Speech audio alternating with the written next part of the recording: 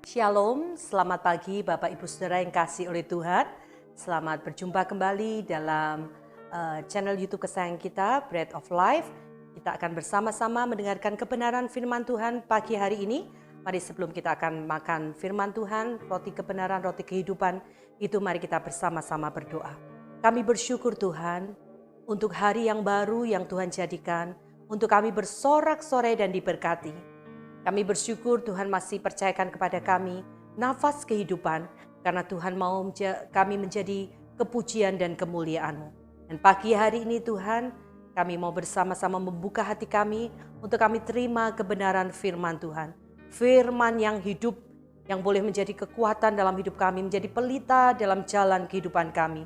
Berkati setiap saudara kami yang saat ini bergabung dalam Bread of Life. Tuhan, kiranya melalui kebenaran firman-Mu ini kami boleh dikuatkan, kami boleh mendapat pencerahan dan hidup kami diubahkan. Tuhan memberkati setiap kami yang bergabung di dalam Bread of Life pagi hari ini. Hanya di dalam nama Tuhan Yesus kami mau terima roti kehidupan dengan penuh ucapan syukur. Haleluya. Amin. Puji Tuhan Bapak Ibu Saudara sekalian, pagi hari ini kita akan merenungkan kebenaran firman Tuhan diambil dari Yeremia 29 ayat yang 11. Ini ayat yang sangat terkenal. Ya saudaraku, ayat yang banyak menjadi favorit bagi kita.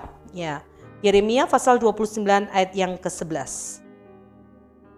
Sebab aku ini mengetahui rancangan-rancangan apa yang ada padaku mengenai kamu. Demikianlah firman Tuhan, yaitu rancangan damai sejahtera dan bukan rancangan kecelakaan, untuk memberikan kepadamu hari depan yang penuh harapan. Saudaraku, firman Tuhan ini disampaikan oleh Yeremia, ya saudaraku, kepada orang Israel setelah mereka 4 tahun berada di pembuangan Babel.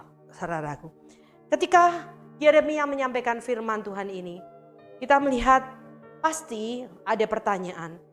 Karena dari pernyataan Tuhan dengan kenyataan yang dihadapi oleh orang Israel sangat kontradiksi. Firman Tuhan mengatakan bahwa aku ini mengetahui rancangan-rancangan apa yang ada padaku mengenai kamu. Yaitu rancangan damai sejahtera, bukan rancangan kecelakaan. Ya saudaraku, untuk memberikan kepadamu hari depan yang penuh harapan. Tapi kenyataannya orang Israel sedang berada di dalam pembuangan di Babel.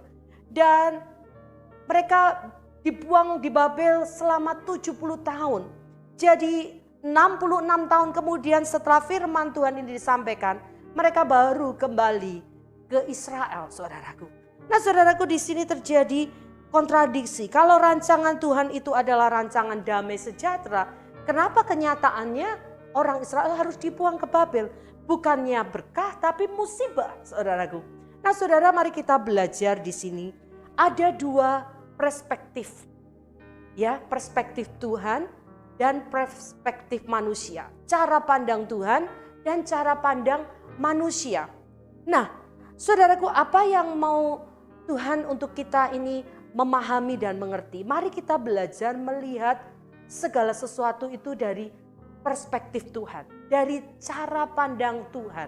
Ya, saudaraku, ketika manusia berkata damai, ya saudara, itu tidak sama dengan apa yang damai daripada Tuhan. Nah, saudara, kita mau belajar bersama-sama di sini pagi hari ini secara cepat, ya saudaraku. Apa itu damai sejahtera Tuhan? Ya, saudaraku, apa itu damai sejahtera Tuhan? Mari kita buka bersama-sama yang pertama di dalam Injil Yohanes pasal yang ke-14 ayat yang ke-27. Dikatakan, damai sejahtera ku tinggalkan bagimu, damai sejahtera ku berikan kepadamu, dan apa yang kuberikan tidak seperti yang diberikan oleh dunia kepadamu. Janganlah gelisah dan gentar hatimu. Yang pertama saudara, damai sejahtera yang Tuhan berikan itu damai sejahtera yang tidak seperti dunia berikan. Kalau dunia itu dari luar ke dalam. Kalau keadaan di luar baik, maka baru bisa tenang, baru bisa damai. Tetapi damai sejahtera yang daripada Tuhan itu dari dalam keluar, saudaraku. Nah, ini yang perlu kita pahami bersama-sama, saudaraku. Kalau dunia, kalau kita banyak uang, ya saudaraku, kita ada cadangan deposito, saudaraku, kita sehat, saudaraku, oh damai. Tapi bagaimana ketika keadaan yang terjadi tidak seperti yang kita harapkan? Apakah kita bisa mengalami damai sejahtera? Itu bedanya saudaraku. Damai yang Tuhan berikan itu tidak seperti yang dunia berikan. Damai yang seperti apa saudara? Yang kedua, damai yang melampaui segala akal. Dengan kata lain, gak masuk akal saudaraku. Gak bisa masuk akal. Gak mungkin bagaimana kamu bisa tetap tenang. Bagaimana kamu bisa tetap damai. Padahal di tengah keadaan yang tidak menenangkan. Tidak memberikan damai. Tapi itu yang Tuhan berikan dalam hidup kita. Damai yang melampaui segala akal yang akan memerintah menjadi wasit dalam hidup kita.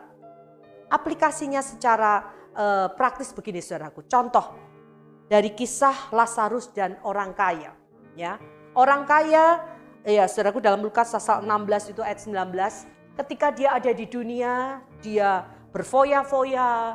Ya saudaraku, dia bersukacita dengan kekayaannya, menghambur-hamburkan uangnya, ya saudaraku, berpesta pora setiap hari, menyukakan hatinya, saudaraku. Dan kemudian apa? Dia mati, ya, dia dikubur dan dia menderita sengsara, saudaraku, di dalam api neraka. Dan Lazarus, si orang miskin itu ketika ada di dunia, dia menderita, ya saudaraku, dia miskin, ya saudaraku. Tapi ketika dia kemudian mati, dia berada di pangkuan Bapak Abraham.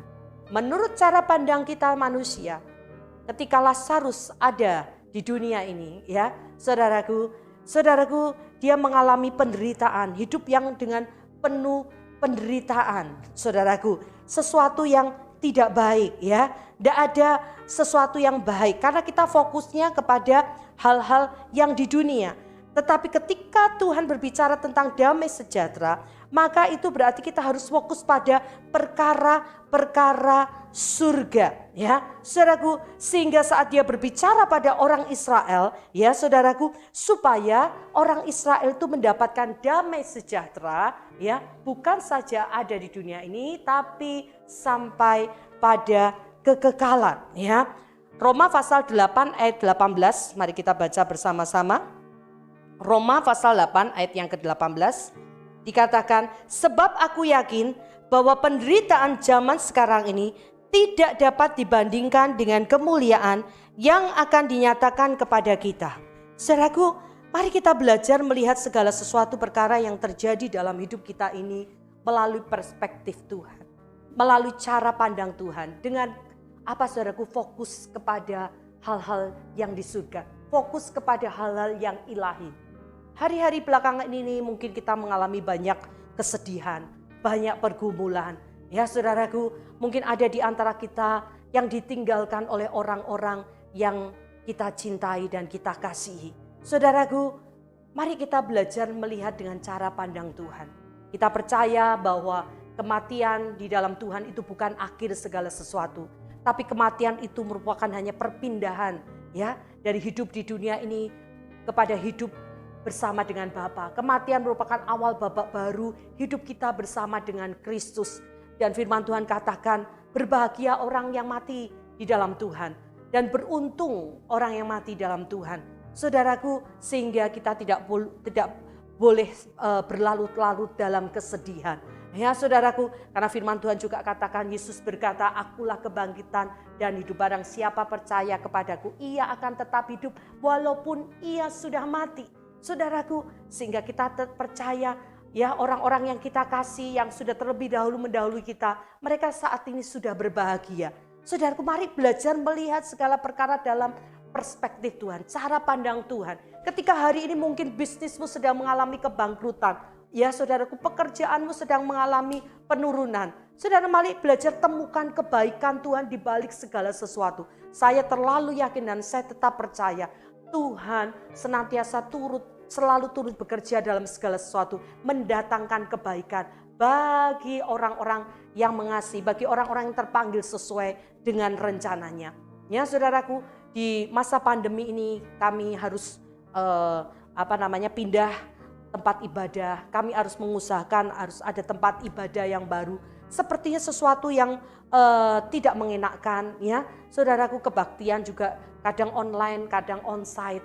Tapi saya bersyukur di balik semuanya itu, saya melihat karya Tuhan yang luar biasa. Apa yang gak pernah saya pikirkan, bahkan gak pernah muncul dalam hati, gak pernah timbul dalam hati. Itu yang Tuhan sediakan dan kerjakan.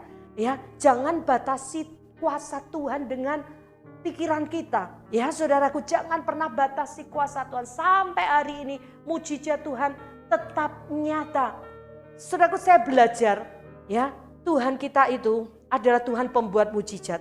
Tapi dia tidak pernah membuat mujizat karena desakan kebutuhan. Contoh, ketika perkawinan di Kana kehabisan anggur. Ibu Yesus, dia datang kepada Yesus. Ya, dia berkata, ini lagi habis anggurnya. Ya, apa yang Yesus katakan? Kenapa Maria datang kepada Yesus? Karena dia tahu Yesus sanggup mengadakan mujizat. Tapi apa yang Yesus katakan? Apa maumu daripadaku, Ibu? Waktuku belum tiba. Saudaraku, di sini kita melihat Yesus pembuat mujizat, tapi dia tidak pernah membuat mujizat karena desakan kebutuhan. Tapi dia melakukan segala sesuatu berdasarkan ketepatan waktu. Hari ini mari belajar untuk mengenal dan memahami hatinya Tuhan. Karena Yeremia pasal 9 ayat 24 katakan, itulah yang Tuhan sukai. Mengenal Tuhan itu dalam pasal 9 pakai kata yada. Ya, yada yang artinya kita itu intim dengan Tuhan, melekat dengan Tuhan. Saudaraku, mari kita berusaha memahami hatinya Tuhan. Apa mau Tuhan di balik setiap hal yang terjadi dalam hidup kita. Jangan cepat-cepat mengambil kesimpulan dalam segala perkara. Saudaraku, karena Tuhan belum selesai dengan kita. Ya, selama kita masih hidup, masih ada kesempatan. Yang pertama tadi apa, saudara? Damai sejahteranya tidak seperti dunia berikan. Bukan dari luar ke dalam, tapi dari dalam keluar. Yang kedua, damai sejahteranya adalah damai sejahtera yang melampaui segala akal. Yang gak masuk akal. Dan yang ketiga, yang terakhir, damai sejahtera yang Tuhan berikan adalah kekal. Kalau damai sejahtera dari manusia bersifat sementara. Ada uang, abang disayang, tidak ada uang, abangku tendang. Itu damai sejahtera dunia. Tetapi damai sejahtera dari Tuhan itu kekal. Dan kita bersyukur, saudaraku, kita punya Tuhan yang sempurna. Bukan saja dia menjamin kehidupan kita di kekekalan saja. Saudara, kalau tadi kita berbicara untuk fokus kepada hal-hal surgawi. Tapi kita hidup di dunia, dia jamin juga. Dalam Mazmur pasal 41 ayat yang keempat. Bahkan saat kita sakit di ranjang, kita sakit pun dia akan membantu, dia akan menyembuhkan kita. Tuhan kita itu sempurna. Saya berdoa setiap kita ketika kita dengar firman Tuhan pada pagi hari ini. Mungkin engkau sedang goyah imanmu, engkau sedang galau, engkau sedang gelisah. Tetap percaya rancangan Tuhan dalam hidup saudara dan saya tetap sama. Rancangannya tidak berubah dulu, sekarang, sampai selama-lamanya. Apa itu, saudaraku? Rancangan damai sejahtera, bukan kecelakaan. Untuk memberikan kepada kita hari depan yang penuh harapan. Bukan saja hidup di dunia ini, tapi sampai pada kesudahan alam, sampai pada kekekalan. Saya berdoa setiap kita tangkap kebenaran firman Tuhan pagi hari ini, roti kehidupan yang kita terima, dan biar itu boleh menjadikan satu kekuatan dalam hidup ini. Tuhan memberkati. Mari satukan hati kita berdoa bersama-sama. Kami mengucap syukur Tuhan, terima kasih untuk roti kehidupan mana surgawi yang boleh kami makan pagi hari ini. Dan kami percaya firman-Mu ini akan menjadi kekuatan dalam hidup kami, untuk kami boleh menapaki hari-hari di depan kami. Dan Engkau Tuhan yang berjanji, yang akan memberikan kepada kami, menjadikan kami lebih daripada pemenang. Menghadapi segala situasi keadaan yang terjadi akhir-akhir ini, kami tetap yakin ketika keadaan bisa saja menjadi tidak menentu, tapi Tuhan tetap punya ketentuan. Keadaan bisa saja menjadi tidak terkendali, tapi kami tetap percaya Tuhan pegang kendali atas segala sesuatu. Memberkati semua anak-anak-Mu yang setia mengikuti Bread of Life setiap pagi. Kami percaya Tuhan, kami percaya Tuhan tidak ada yang sia-sia. Semua apa yang Tuhan sampaikan kami terima dan kami nikmati dan kami lakukan. Dan kami boleh mengalami kedahsyatan keajaiban firman-Mu dalam hidup kami tiap hari. Dan hari-hari jam-jam di depan kami adalah jam-jam yang penuh dengan kemenangan. Memberkati setiap anak-anak-Mu dalam setiap usaha pekerjaan yang dikerjakan, Tuhan yang membuat berhasil. Terima kasih Bapa, terima kasih. Dan biar dalam berkat nama Bapa, Putra, dan Roh Kudus melimpah turun dalam setiap hidup kita. Baik dalam pekerjaan, kesehatan, studi anak-anak kita, dan apa saja yang kau kerjakan dalam takut akan Tuhan, Tuhan Yesus buat berhasil.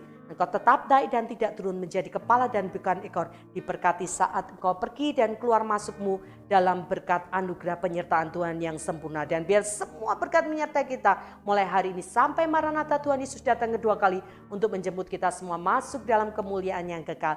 Yang percaya katakan amin. Tuhan Yesus memberkati.